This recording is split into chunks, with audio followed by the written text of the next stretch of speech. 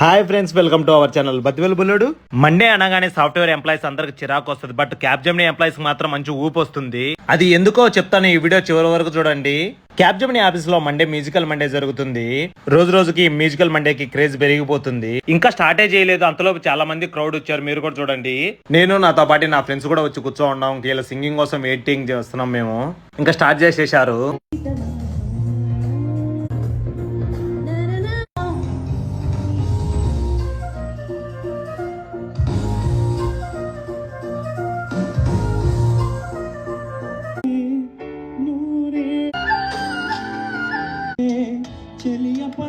కనిపించవో